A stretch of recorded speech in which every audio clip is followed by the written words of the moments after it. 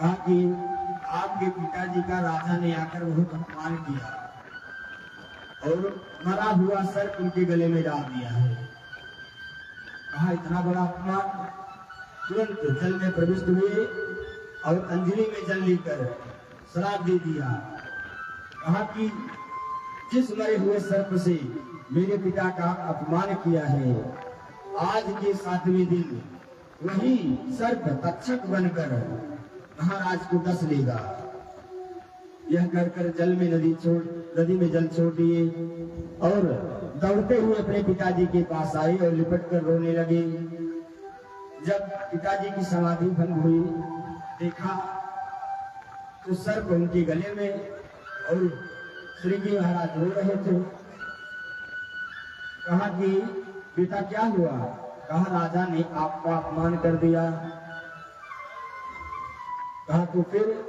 कहा हमने उनको श्राप दे दिया है कि आज के 7वें दिन आपको तक्षक डस लेगा। कहा इतना बड़ा पाप कर दिया। राजा स्वयं भगवान का स्वरूप होता है। बेटा बहुत बड़ा अपराध कर दिया आपने, ऐसा नहीं करना चाहिए था। अब जाओ तपस्या करो, उस पाप का प्रायश्चित करो जो तुमने राजा को दे दिया है, श्राप दिया है।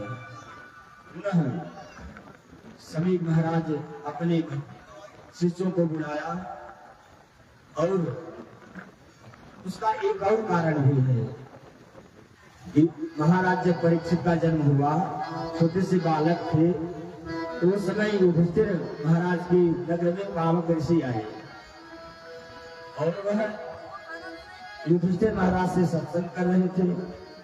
उसी समय राजा परीक्षित छोटे बच्चे थे, एक धागा लिए और बाबा जी के पास पहुंचे, बोले हो साहब। ऋषि कुछ चर्चा कर रहे थे, उनको क्रोध आ गया। कहा जाओ, जब तुम राजा बनोगे तुम्हें सर्प डस लेगा, सर्प डस से तुम्हारी मृत्यु होगी। वह भी एक कारण बन गया। अब शिष्य आए, महाराज परीक्षित को खबर सुनाई, बताया महाराज आपने जो मरे में गले में मरा हुआ सर्प डाला था, उसके कारण समीप ऋषि के पुत्र श्रृंगी ऋषि ने आपको श्राप दे दिया है। आप अपना कुछ उपाय करिए जिससे आपका 7 दिन में कुछ परमार्थ हो, आपको उत्तम लोक प्राप्त हो। अब महाराज तुरंत अपने राजपाट को छोड़ दिए और गंगा जी के किनारे आसन लगाकर बैठ गए। मन में यही सोच रहे थे कि क्या उपाय किया जाए। इतने में चारों तरफ यह खबर फैल गई और अनेक सह ऋषि महाराज जी को लिए पधारे वहां पर। कि बड़ी भाग जब जानिए जब मिलने वाले संत, संतन को मिलनो करी सब स्तन भगवंत।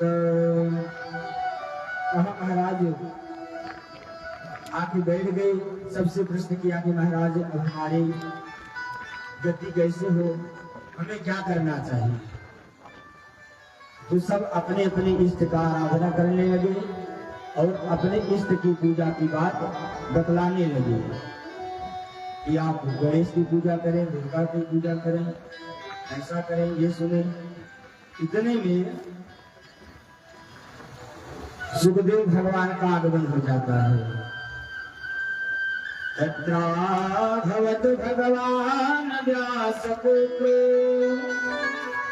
अधेक्षया गामक मानो नपेक्षः अलक्षलिंगो निजलाभ तुष्टो भूतस्य बालैरवधूत वेशः। अचानक से तत्राभवत मुनियों के बीच में साक्षात भगवान के रूप में सुखदेव जी प्रकट हो गए। सौनक जी ने पूछा, महाराज कौन से भगवान प्रकट हुए? कहा, सूत जी बोले, भगवान व्यास पुत्र है। मानव भक्त की रक्षा को करने के लिए भगवान ही व्यास नंदन सुखदेव के रूप में प्रकट हो गए। पहले परीक्षित पर संकट आया तो भगवान गर्भ में जाकर उनकी रक्षा की। अब ब्राह्मण के वाग वज्र से रक्षा करने के लिए स्वयं व्यास नंदन सुखदेव के रूप में यह प्रकट हो गए। तत्राभवत भगवान व्यास पुत्र, मानो भगवान ही व्यास पुत्र के रूप में पधारे हैं। स्वेच्छा से भ्रमण करते हुए जा रहे हैं। अलक्ष लिंग है, स्त्री पुरुष भेद रहित हैं और किसी प्रकार का चिन्ह उनके मस्तक पर नहीं है। शैव्य वैष्णव कोई चिन्ह नहीं है। अलक्ष लिंगम निज लाभ तुझको, निजया श्री राधा कृष्णयोः तयोः दर्शन एव लाभस्तेन संतुष्ट है। जो भगवान सुखदेव निजानंद में परिपूर्ण हैं, इनका तो परमानंद इनके भीतर ही है। उनके तो हृदय कमल में ही श्री प्रिया प्रीतम का नित्य निवास है। उनमें सदा रमण करते रहते हैं, रमते रहते हैं। बहिर्अंग दृष्टि इनकी होती रहती है। दिगंबरम भक्त विकर्ण केशम, केश खुले हुए हैं, नंगा धड़ंगा नग्न अवस्था में।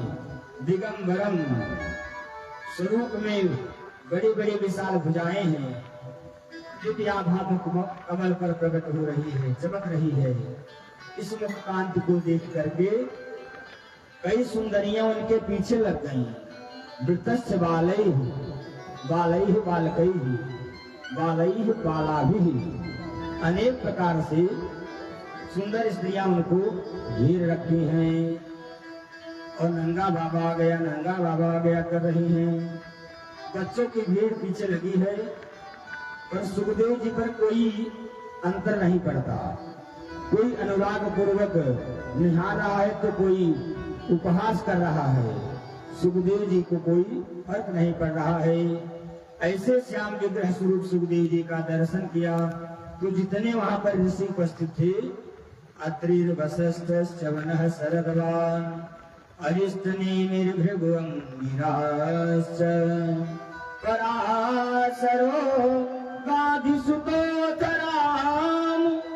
उताथ इंद्र प्रमदेद्यवाहौ। अत्रि, वशिष्ठ, पराशर, भृगु, परशुराम, विश्वामित्र आज सब वहां उपस्थित थे। खड़े होकर सुखदेव महाराज का अभिनंदन करने लगे, सुखदेव भगवान का स्वागत करने लगे। सविष्णुरातो किचरागताय रसमयी सकया शिरसा जहार ततोन्नृत्याह बुधा स्त्रियोर्भगा महासेन शोक विवेश पूजितः। महाराज परीक्षित ने खड़े होकर दंडवत किया, आसन दिया, षोडशोपचार पूजन किया। जब महाराज परीक्षित को पूजन करते हुए उन बालकों ने देखा तो घबरा गए।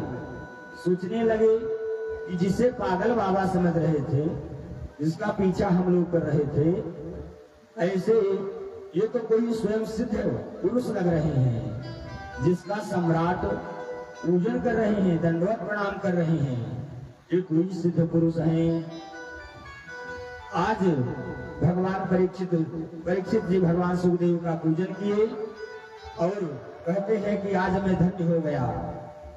मुझ जैसे छत्रबंधु के ऊपर आपने अनुग्रह किया, सहज प्रहार कर दर्शन दिया। अरे आप जैसे संतों का तो कोई स्मरण भर मात्र कर ले तो उसका वह पाप मुक्त हो जाता है, उसका उद्धार हो जाता है। येषां स्मरणात् पुंसां सत्यः शुद्धन्ति भेगिहा किम पुनर्दर्शयास्पृश सनादिभिः। महाराज साथ ही साथ कहीं आपके बचनों की गंगा में गोता लगाने को मिल जाए तो है पाप लेस भी शेष नहीं रहेगा।